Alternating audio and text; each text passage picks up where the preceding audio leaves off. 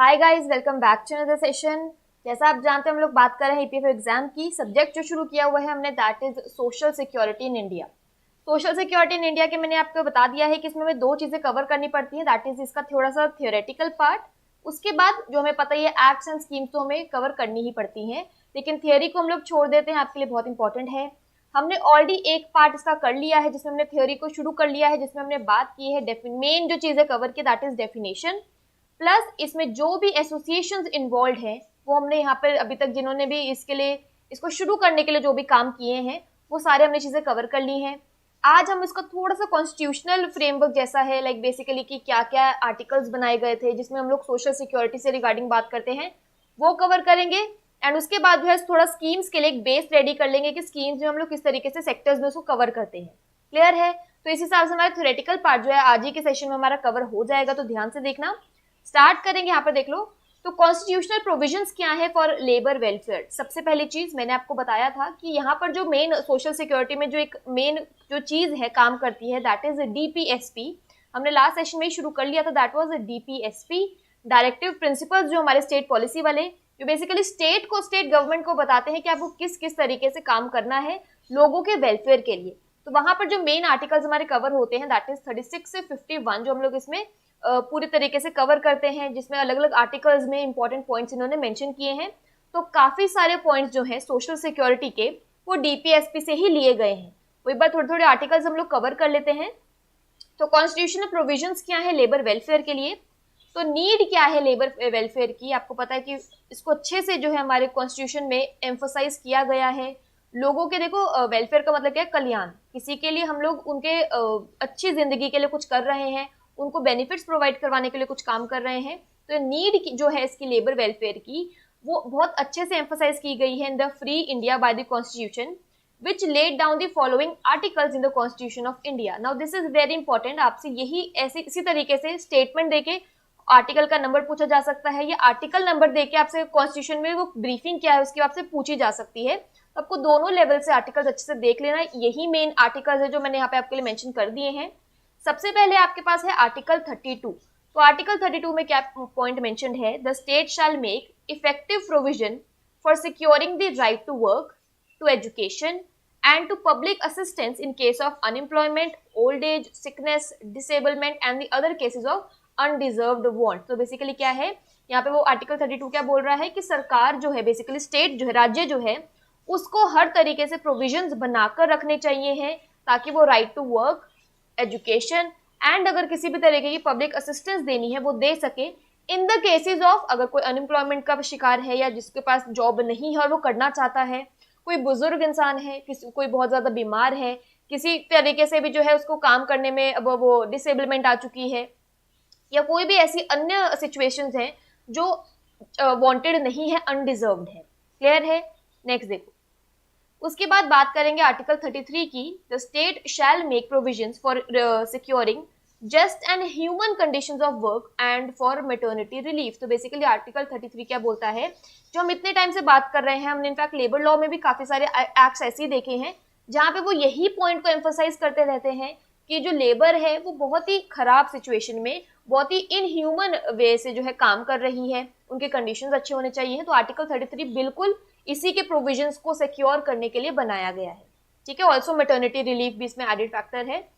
Next देखो, article है 39। Article 39 में उसने क्या बोला है, कुछ पॉइंट्स यहाँ पर मेंशन किए हैं जो पॉलिसी सिक्योर करती है पॉइंट्स को, दैट द सिटीजंस मेनली जो यहाँ पे 39 की अगर मैं बात करूँ, अगर आपसे क्वेश्चन में पूछा जाता है, यहाँ पर मेनली जो पॉइंट है वो जेंडर इक्वालिटी का ही है। ठीक है, इस चीज को ध्यान रखना। आर्टिकल 39 जो है मेनली जेंडर इक्वालिटी कि मेन और विमेन आपको इनको एक ही स्केल पर, हम कहते हैं ना एक ही तराजू पर इनको मापना है, वही पॉइंट यहाँ पे आर्टिकल 39 में मेनली मेंशन किया गया है। सबसे पहले देखो उसने क्या पॉइंट दिया है, that the citizens men and women equally have the right to an adequate means of livelihood. तो बेसिकली अपने जीवन को एक पर्याप्त लेवल तक एक स्टैंडर्ड मेंटेन करके रखने के लिए जो भी मीन्स ऑफ लाइवलीहुड है दोनों को इक्वल मिलने चाहिए हैं। Ownership and control of material resources are so distributed as to subserve the common good. तो बेसिकली वो क्या कह रहा है कि हम लोग यूजुअली बोलते हैं ना कि यार गरीब गरीब हो ही जा रहा है, अमीर अमीर हो जा रहा है। तो ये जो बीच का कहते हैं ना कि डिसबैलेंस जो है, यहाँ पे वो यही पॉइंट बोल रहा है कि जो मटेरियल रिसोर्सेज हैं इनके ऊपर ओनरशिप और कंट्रोल जो है इस तरीके से डिस्ट्रीब्यूटेड होना चाहिए है, जो भी उसका कॉमन गुड है वो सबको मिले। ये नहीं है कि अगर एक चीज, फॉर एग्जाम्पल एक पेड़ है तो वो जी अमीरों को ही दो, उसके ऊपर जो भी फ्रूट लगेगा उसे अमीरों को ही दो, गरीबों को जो बचा कुचा जो गिर रहे हैं अपने आप से, जो थोड़े खराब हो रहे हैं वो दे दो। तो डिसबैलेंस जो है वो नहीं होना चाहिए है। नेक्स्ट देखो, that the operation of economic system does not result in concentration of wealth and means of production to a common detriment. Again वही सेम चीज है कि जो भी हम लोग बात कर रहे हैं ना, पैसा जो भी अर्न हो रहा है, वेल्थ जो है, प्रोडक्शन जो है, एक ही जगह पर जो है वो सीमित नहीं होना चाहिए है।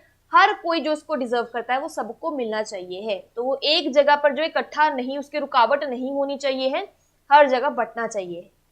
That there is equal pay for equal work for both men and women. औरतों के लिए और मर्दों के लिए, या बेसिकली महिलाओं के लिए पुरुषों के लिए जो है बिल्कुल इक्वल पे होनी चाहिए। इक्वल रेम्यूनरेशन हमने किया है, फेयर एंड जस्ट इनकम हमने बात की है बहुत बार। तो उसमें क्या पॉइंट्स कवर करते हैं कि पहली चीज, काफी सारे आर्टिकल्स में ना पहले नाम क्या हुआ करता था हमने डिस्कस भी किए हैं कि दैट वाज, पहले वो करते थे वर्कमैन कॉम्पनसेशन एक्ट, अगर मैं इसी की बात करूं।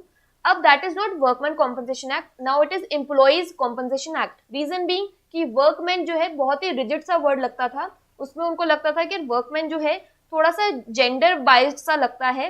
वर्कमैन में वो सिर्फ ऐसा लगता है जैसे पुरुषों की बात कर रहे हैं। तो एम्प्लॉइज में मेन एंड वुमेन दोनों को कवर किया जाएगा, एक प्रॉपर एक अच्छा सा नाम है ताकि उसमें दोनों का जो है एक पोजीशन पता चले, इसलिए उसका नाम इस तरीके से चेंज कर दिया। तो ऐसे जो है एक काइंड ऑफ इक्विलिब्रियम शो करने के लिए इस तरीके से चेंजेस करते रहते हैं।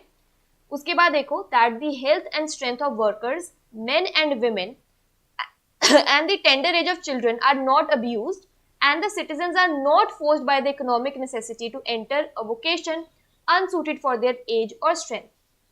अब वो यहाँ पे क्या बोल रहा है कि जो भी औरत हो, मर्द हो, छोटा बच्चा हो, आपको पता हमने वो एज वाले सारे फैक्टर्स भी कवर किए हुए हैं, या 14 से ऊपर हो, मतलब बेसिकली अगर आपकी 14 तक की एज अगर अब तक आपने अटेन नहीं की है, पहली बात तो आप काम नहीं कर सकते हो। देन 14 से 18 के लिए आपके लिए थोड़ा वर्क का एक वो कल्चर सा इन्होंने क्रिएट किया है, लेकिन टाइमिंग्स जो है इन्होंने यहाँ पर आपके लिए मेंशन की हुई है। विमेन्स के लिए जो है इन्होंने टाइमिंग्स अलग रखी हुई है, वर्किंग आवर्स अलग किए हुए हैं। तो बहुत सारे ऐसे पॉइंट्स हैं जो इन्होंने मेन, विमेन, टेंडर एज के बच्चों के लिए अलग से बाइफर्केट क्लासीफाई की हुई है। तो यहाँ पे वो यही कह रहा है कि पहली बात तो आपका जो ये हेल्थ और स्ट्रेंथ ऑफ वर्कर्स जो है उसको ध्यान में रखते हुए आपको काम करना है। दूसरी चीज, आप किसी के भी स्ट्रेंथ को या किसी की भी नेसेसिटी को यूज करके आप उसको प्रेशराइज नहीं कर सकते हो कि जी आपको काम करना ही है, डिस्पाइट उनकी एज और स्ट्रेंथ जो है उसको वो चीज सूट नहीं कर रही है, तो आप उसको फोर्स नहीं कर पाओगे। उसके बाद ये था आर्टिकल 39, मेनली मेन विमेन के रिगार्डिंग ही है, बट ऑल्सो इसमें ये भी चीज कवर की थी कि जो भी हमारा वेल्थ है वो एक जगह कॉन्सेंट्रेटेड नहीं होना चाहिए है, सब जगह इक्वली डिस्ट्रीब्यूटेड होना चाहिए। नेक्स्ट देखो, आर्टिकल है 41। आर्टिकल 41 क्या बोलता है? The state shell with in the limit of its economic capacity and development make effective provision for securing the right of work, education, public assistance. Again काफी हद तक जो है सिमिलर है टू द वन जो हमने स्टार्टिंग में देखा था, क्योंकि देखो प्रोविजंस जो क्रिएट किए जाते हैं ना, मेनली उनका सोर्स ऑफ जो थॉट होता है वो यही रहता है कि हमारे जो भी लेवल से काम हो वो कहीं ना कहीं मोटिवेट करे, कहीं ना कहीं सिक्योर करे दूसरों की लाइफ को, जो बेसिकली जो वो डिजर्व नहीं करते उनको वो चीज मिल रही है या कम मिल रही है वो चीज उनके साथ ना हो, just to secure that thing ये आर्टिकल्स बनाए जाते हैं। नेक्स्ट देखो, आर्टिकल 42 क्या बोलता है? The state shall make provision for securing just and human conditions of work for maternity leave। Again same point है। नेक्स्ट देखो, नेक्स्ट बोल रहा है वो आपसे आर्टिकल 43। आर्टिकल 43 में वो क्या पॉइंट कवर कर रहा है? The state shell endeavor to secure by suitable legislation or economic organization or in any other way to all workers, agricultural, industrial and or otherwise a living wage condition of work, ensuring a decent standard of life, full employment of leisure and social and cultural opportunities, and in particular the state shall endeavor to promote cottage industries on an individual or cooperative basis in rural works areas। तो basically point क्या है कि आपके पास जो है एक minimum level of standard के लिए जो भी आपके पास वेजेस की, लिविंग वेजेस की जरूरत होती है। देखो यहाँ पे हम लोग बात करते हैं ना वेजेस की, लेकिन यहाँ पे उसने टर्म यूज किया है लिविंग वेज, बेसिकली उतना पैसा जो आपको एक जिंदगी जीने के लिए चाहिए है।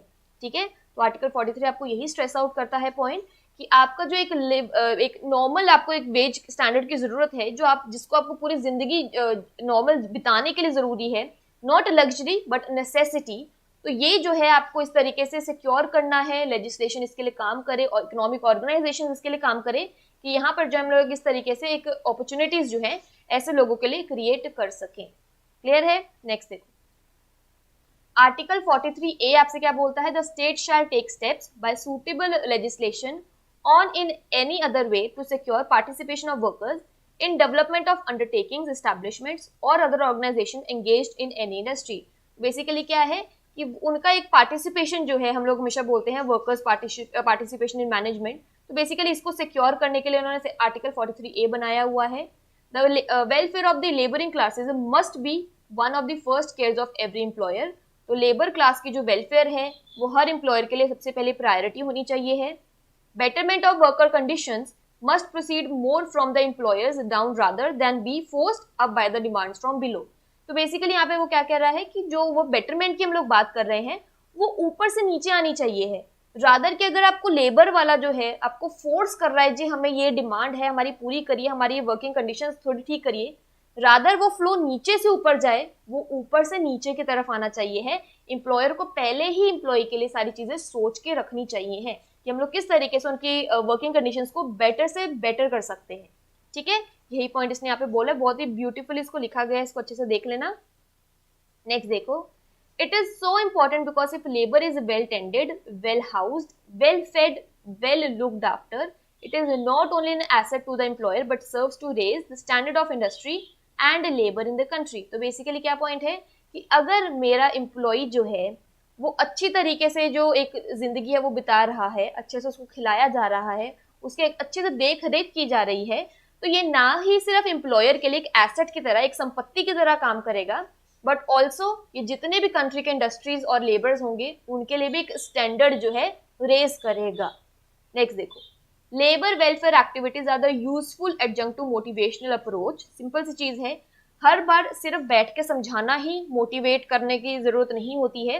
सिर्फ आपकी एक्टिविटीज, आप उनके कल्याण के लिए कुछ काम कर रहे हो, सिर्फ आपकी वो एक्टिविटीज ही, आपका वो पॉजिटिव एटीट्यूड ही उनके जॉब और ऑर्गेनाइजेशन के बदले में जो है वो उसको अपने आप ही चेंज कर देगा। अगर आपका जो अप्रोच है, मोटिवेशनल अप्रोच जो है, रादर बोलने की बजाय उनके लेबर वेलफेयर एक्टिविटीज में आप ज्यादा उनको इन्वॉल्व खुद को रखोगे।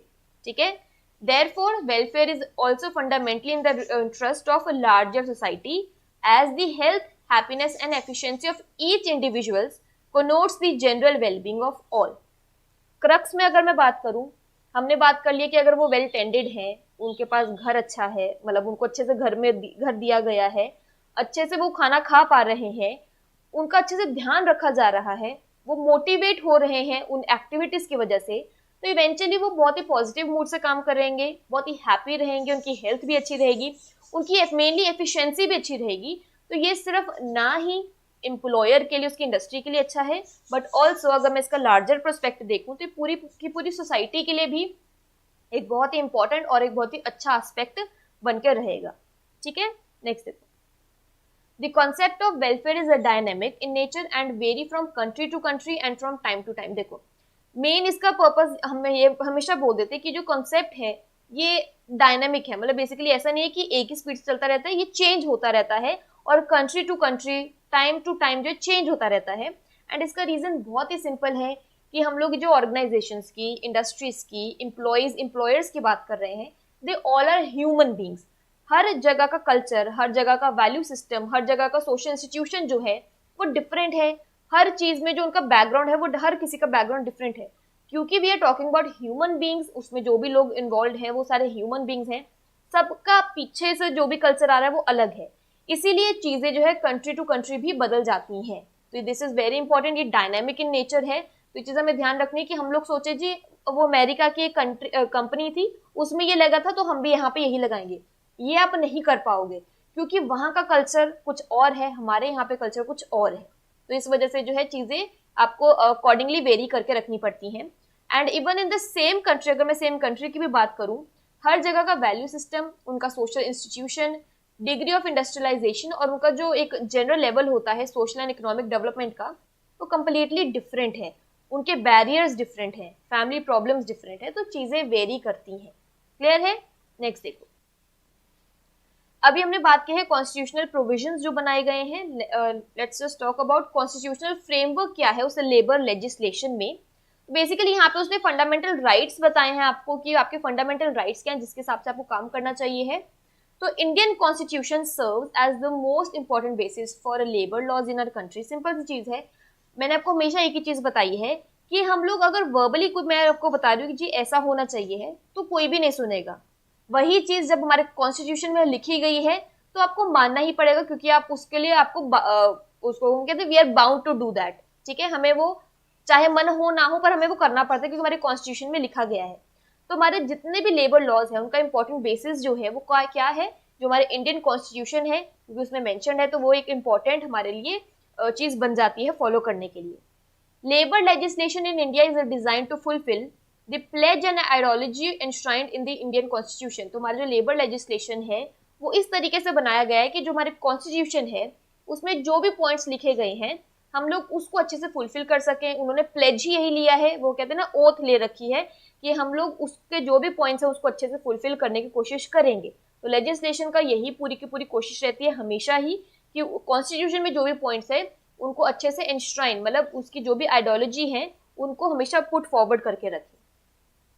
The fundamental rights and DPSP enshrined in our constitution provide guidelines for labor legislation in the country। तो हमारे जो भी फंडामेंटल राइट्स है ना और जो डीपीएसपी में पॉइंट्स लिखे गए हैं ये हमेशा हमारे लेबर लेजिस्लेशन के लिए गाइडलाइंस की तरह एक्ट करते हैं कि हमारे कॉन्स्टिट्यूशन में ये पॉइंट्स लिखे गए हैं, आपको इस तरीके से फॉलो करना है। तो बेसिकली क्या है, उनके लिए एक दिशा निर्देश की तरह काम करता है, उनको मदद करता है, गाइड करता है कि आप कहीं भटक जाओ तो जस्ट गो थ्रू देम। ठीक है, नेक्स्ट देखो, फंडामेंटल राइट्स की बात कर लेते हैं यहाँ पे। The Constitution of India has granted some fundamental rights to all citizens of the country. Some of these are now the point is कि मैंने एक पेपर में देखा था, आई डोंट रिमेम्बर कौन सा पेपर था, बट वहां पे क्वेश्चन यही था कि उन्होंने सीरीज ऑप्शंस दिए हुए थे, बहुत सारे पॉइंट्स की लिस्ट बना रखी थी एंड ABCD में पॉइंट इस तरीके से था, आपको बताना था कि उन जो भी 4-5 पॉइंट्स है उनमें से हमारा कौन सा जो है फंडामेंटल राइट है। तो ये भी आपके लिए इंपॉर्टेंट है, आपको पता होना चाहिए कि फंडामेंटल राइट्स में इन्होंने क्या क्या चीजें मेंशन की हुई है। नाउ सी फर्स्ट पॉइंट उसने क्या बताया है, the state shall not deny to any person equality before the law और the equal protection of law. तो बेसिकली आप जिसकी जो भी इक्वालिटी है, समानता है, आप उससे इनकार नहीं कर सकते हो।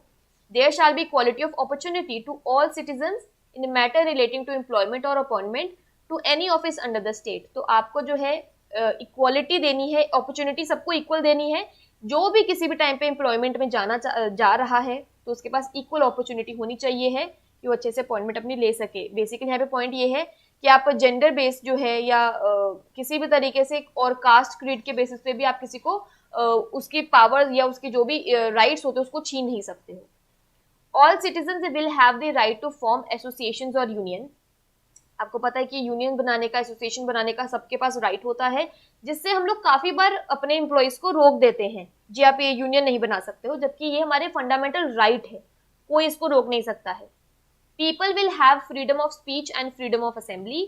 लोगों के पास जो है बोलने की और उनके पास जो है फ्रीडम ऑफ असेंबली है, मतलब बेसिकली खुद को विधानसभा जिसको बोलते हैं ना, इकट्ठे होने की, असेंबली करने की पूरी उनके पास आजादी है। उसके बाद all citizens have the freedom to practise any profession. हर किसी की सिटीजन के पास पूरी आजादी है कि वो किसी भी प्रोफेशन को जो है अपना सकते, किसी भी पेशे को अपना सकते हैं। कोई भी डिस्क्रिमिनेशन आप नहीं कर सकते हो जस्ट कि उसका रिलीजन कुछ और है, रेस, कास्ट, सेक्स और प्लेस ऑफ बर्थ, तो इस तरीके से आप उनको क्लासीफाई नहीं कर सकते हो। All citizens enjoy protection of a life and personal liberty. ठीक है, उनकी लाइफ को भी प्रोटेक्शन पूरी दी जाती है, पर्सनल लिबर्टी भी पूरी दी जाती है कि उनको जो है कहते हैं ना कि यार आप हमारी प्राइवेसी को वो कर रहे हो, आप हमारे प्राइवेट एरिया में आ रहे हो, तो ये सारी चीजें क्या है, ये हमारी पर्सनल लिबर्टी है जिसको हम लोग पूरा हमारा फंडामेंटल राइट है कि हमें मिलनी चाहिए। People have the right to be protected against exploitation. Of course सीधी सी चीज है, एक्सप्लॉयटेशन से बचाकर रखना है, प्रोटेक्ट करता है हमारा फंडामेंटल राइट। आर्टिकल 24 देखो of the constitution specifically provides that no child below the age of 14 shall be employed to work in any factory or mine or engaged in any other hazardous employment। किसी भी तरीके से 14 साल से छोटा वाला बच्चा जो भी है वो किसी भी तरीके की किसी भी काम के लिए जो है मान्य नहीं किया जाता है। ठीक है, नेक्स्ट देखो, individuals can enforce the fundamental rights in courts. तो यहाँ पर जो है व्यक्ति कोई इंडिविजुअल जो है वो कोई भी फंडामेंटल राइट को कोर्ट में जाके इन्फोर्स करवा सकता है। Any law which contravenes a fundamental right can be declared by appropriate government to be void. Simple सी चीज है, अगर कोई भी लॉ ऐसा बनाया जा रहा है जो हमारे फंडामेंटल राइट्स को किसी भी तरीके से कॉन्ट्रावीन या बेसिकली उसका उल्लंघन करता है, तो यहाँ पर जो है एप्रोप्रिएट गवर्नमेंट के पास पूरा अधिकार होता है कि उसको शून्य वॉइड घोषित कर दे। Labour is in the concurrent list, पता है हमें, on which both the centre as well as states have the power to make laws. ठीक है, जो हमारा लेबर है वो कॉन्करेंट लिस्ट में आता है एंड सेंटर और स्टेट दोनों के पास पावर है कि उसके रिगार्डिंग जो भी लॉज है वो वहां पे क्रिएट कर सके। In case of any kind of repugnancy या जिसको हम बोलते हैं इनकंसिस्टेंसी है between the union and state legislation, तो अकॉर्डिंगली सिंपल सी चीज है, जो यूनियन का पावर होगा वही प्रिवेल करेगा।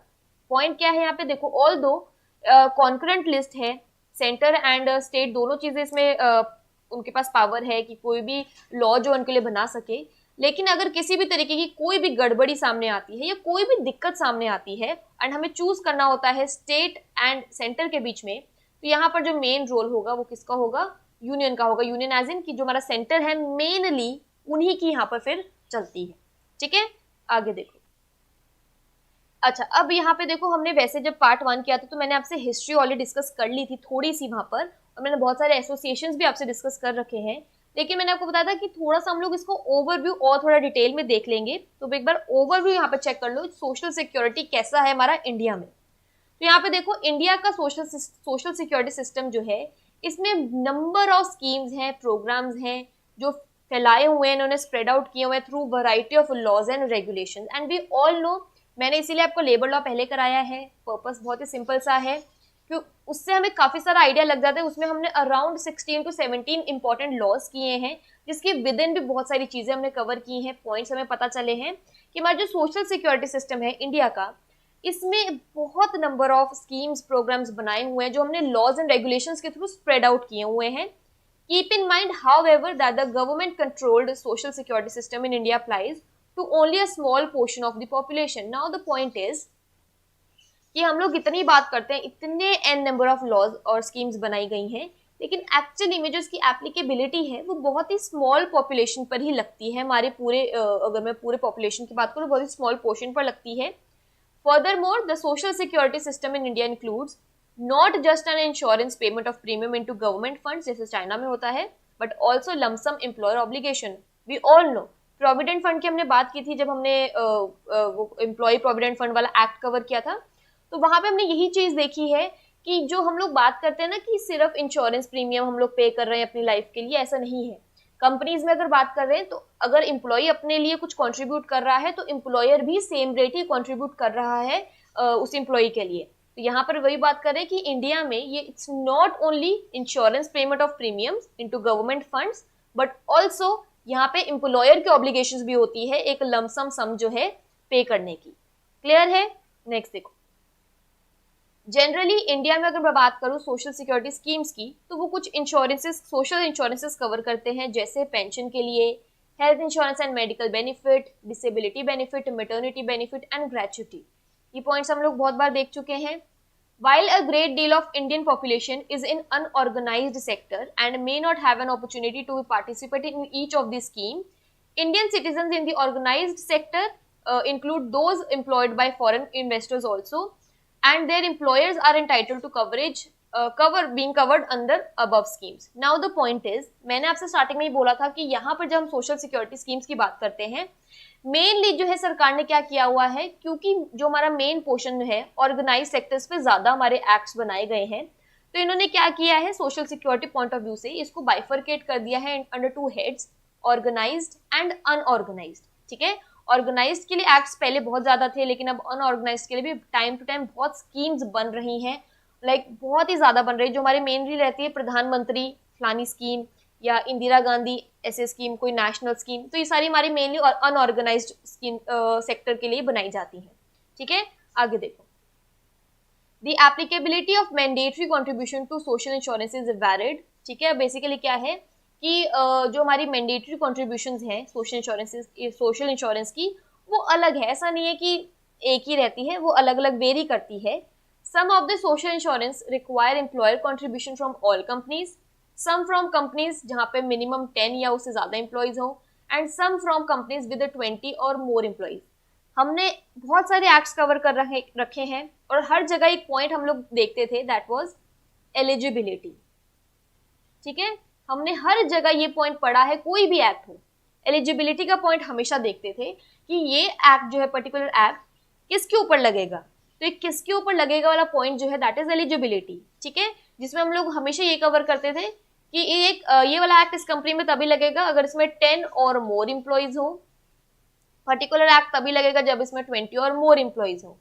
प्रोवाइडेड, वो हमेशा एक एक्स्ट्रा सेक्शन आपको बताता होता था जिसमें वो मेंशन करता था कि अगर स्टेट गवर्नमेंट या सेंट्रल गवर्नमेंट कह देती है, या जो हमारी अथॉरिटी है, जो सेंट्रल अथॉरिटी है, अप्रोप्रिएट अथॉरिटी जो है, अगर वो कहती है कि जी आप पे ये लगेगा, तो आपको वो आपके ऊपर मान्य है, आपको वो करना ही पड़ेगा। आप ये नहीं कर पाओगे जी हमारे पास तो सिर्फ 10 ही इंप्लॉइज थे या उससे कम है, आपने फिर भी अप्लाई कर दी।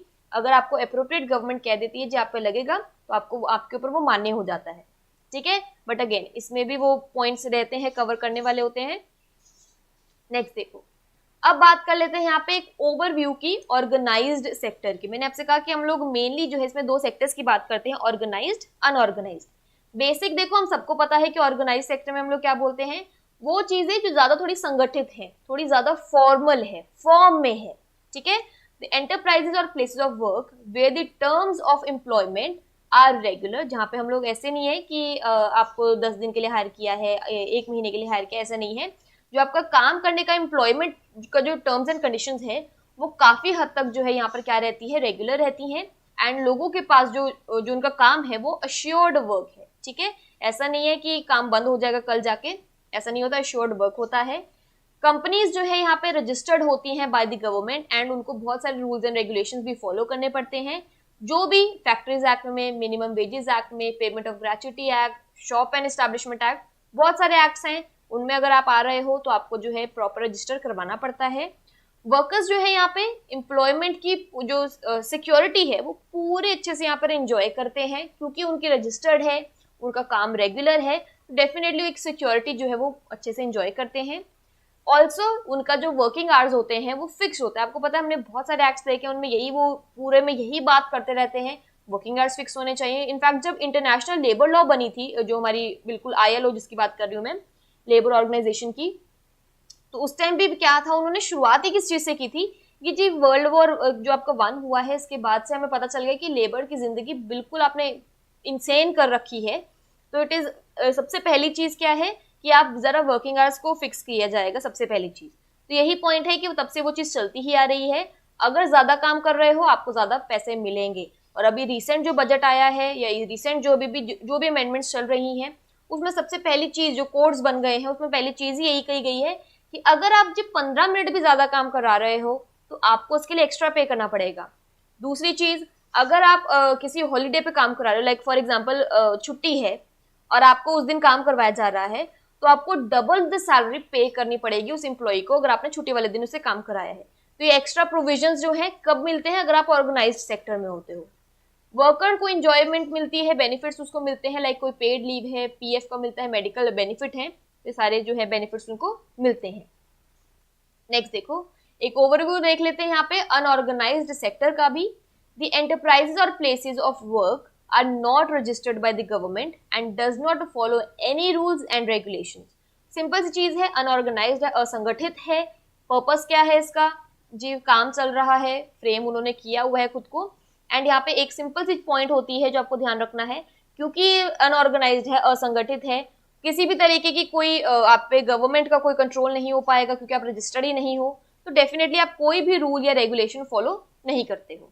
सिंपल चीज है। उसके बाद एम्प्लॉयमेंट का कोई टर्म्स ही नहीं है, आपको कभी भी रख लेते हैं, कभी भी निकाल देंगे। आप किसी भी तरीके की सिक्योरिटी ऑफ एम्प्लॉयमेंट को एंजॉय नहीं कर सकते हो। वर्किंग आवर्स का कोई फिक्सेशन ही नहीं रहता है, क्योंकि अगेन आप एक फॉर्मल कंपनी, फॉर्मल तरीके से काम नहीं कर रहे हो। ऑल्सो इन वर्कर्स के पास किसी भी तरीके का बेनिफिट वो एंजॉय नहीं करते हैं, ना ही PF, ना ही हम लोग कोई पेड लीव्स, इस तरीके से कोई भी बेनिफिट उनको नहीं मिलता है। क्लियर है।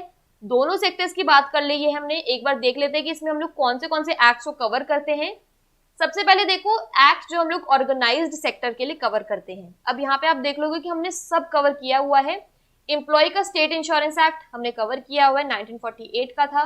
एम्प्लॉय का प्रोविडेंट फंड 1952 का है, हमने कवर किया हुआ है। Workman compensation, maternity benefit, payment of gratuity, हम लोग ऑर्गेनाइज सेक्टर के लिए 5 एक्ट्स को कवर करते हैं, जो एक बेसिकली हेड में इन्होंने डाल रखा है ऑर्गेनाइज्ड सेक्टर में। ठीक है, इंपॉर्टेंट है, इनको ध्यान से देख लो, हमने सारे कवर किए हुए हैं, वो अच्छे से कवर कर लेना लेबर लॉ में। ठीक है, क्योंकि वहां पे हमने डिटेल में पढ़ा हुआ है उसको। ये बात थी हमारी ऑर्गेनाइज सेक्टर के रिगार्डिंग जो भी एक्ट्स है। दूसरी चीज आओ यहाँ पर अनऑर्गेनाइज्ड सेक्टर की बात कर लेते हैं, स्कीम्स की। तो same like organised sector, government ने टाइम टू टाइम कोशिश की है कि यहाँ पे लिविंग स्टैंडर्ड्स जो हैं, वर्किंग कंडीशंस जो हैं, मेडिकल बेनिफिट्स जो हैं अपग्रेड किए जा सके and try to provide better life for the people engaged in the unorganised sector. Simple सी चीज है, जैसे ऑर्गेनाइज सेक्टर में सरकार ने टाइम टू टाइम अलग अलग एक्ट्स डाले थे, यहाँ पे वही सेम चीज बोल रहा है कि अनऑर्गेनाइज सेक्टर के लिए भी इन्होंने टाइम टू टाइम कोशिश की है कि अलग अलग स्कीम्स को जो है यहाँ पे इन्वॉल्व किया जा सके। यहाँ पर भी है नंबर ऑफ स्कीम्स और एक्ट्स जो है गवर्नमेंट ने अभी तक अचीव किए हुए हैं। सो द स्कीम जो इसमें हम लोग कवर करते हैं, सबसे पहले यहाँ पे एक्ट जो है that is minimum wages act 1948, हमने पहले कवर किया हुआ है, वहां पे इसको अच्छे से चेक कर लेना। उसके अलावा unorganised workers social security act, ये अब यहाँ पे नीचे जितने भी स्कीम्स है ये हम लोग न्यू कवर करेंगे, इंपॉर्टेंट है, ध्यान से देख लेना। Schemes for building and other construction workers, इसमें एक दो स्कीम्स और कवर करते हैं इसी हेड में। उसके अलावा migrant workers and interstate migrant workers के लिए स्कीम्स बनी हुई हैं। नेशनल सोशल असिस्टेंस प्रोग्राम, इसमें 3-4 हम लोग स्कीम्स कवर करते हैं। जनानी सुरक्षा या जननी सुरक्षा योजना है, जो हमारे बुनकर होते हैं उनके लिए भी एक योजना बनाई गई है, महात्मा गांधी नाम से है। नेशनल स्कीम है फिशरमैन एंड उनकी ट्रेनिंग एंड एक्सटेंशन के लिए भी है। आम आदमी बीमा योजना, ये भी कवर करेंगे हम लोग। राष्ट्रीय स्वास्थ्य बीमा योजना, legal protection of children at work, Atal pension योजना, प्रधानमंत्री जन धन योजना, वेरी इंपॉर्टेंट, प्रधानमंत्री जीवन ज्योति बीमा योजना, ये सारी इंश्योरेंस वाली हैं। उसके बाद देखो इंद्रधनुष स्कीम, नेशनल बेसिकली ये रू अर्बन है, इसका मतलब है रूरल एंड अर्बन। ठीक है, इस तरीके से इन्होंने मेंशन किया हुआ है, यहाँ से RU उठा के देन आगे इस तरीके से इन्होंने क्रिएट किया हुआ है। उसके बाद startup India, stand up India, basically startup तो देखो इनोवेशन या एंटरप्रेन्योरशिप को शुरू करना है, स्टैंड अप का मतलब है कि अपने राइट्स के लिए खड़ा होना, तो ये स्कीम हम लोग कवर करेंगे। प्रधानमंत्री उज्ज्वला योजना, ये बहुत ज्यादा न्यूज में थी जब इसको लागू किया गया था। प्रधानमंत्री आवास योजना, वेरी इंपॉर्टेंट। प्रधानमंत्री श्रम योगी मनधन, देन पेंशन लघु व्यापारी मनधन, ये दोनों में बिल्कुल सेम पॉइंट से कवर किए, इसलिए एक ही जॉइंट तरीके से कर लेंगे इसको। देन प्रधानमंत्री व्यय वंदना योजना, ये हमारी लास्ट स्कीम है। यू कैन सी कि अगर मैं अनऑर्गेनाइज सेक्टर की भी बात करूं, एन नंबर ऑफ स्कीम्स इन्होंने यहाँ पे क्रिएट की हुई हैं, जो हम लोग सारे कवर करेंगे। वैसे मैंने जब पूरी इसकी वो बनाए रखी है स्लाइड, मैंने वहां सब जगह प्रॉपर आपको हायरार्की फॉर्म में पूरा डिटेल दे दी है, तो आपको कोई भी दिक्कत नहीं होगी ढूंढने में कुछ भी, तो इसको अच्छे से पढ़ लेना। इसीलिए लेबर लॉ पहले पढ़ाया है, ताकि काफी सारे एक्ट्स हमारे वहीं पे कवर हो चुके हैं, हमें कोई भी दोबारा करने की जरूरत नहीं पड़ेगी। ठीक है, अभी जितनी भी अनऑर्गेनाइज सेक्टर वाली स्कीम्स है वो सारी हम लोग कवर कर लेंगे। थ्योरेटिकल पार्ट हमारा पूरा कवर हो चुका है, डेफिनेशंस, एसोसिएशन, लीगल रिप्रेजेंटेटिव्स वाली जो जितने पॉइंट्स को अच्छे से कवर कर लेना। Thank you so much, I will see you in my next session.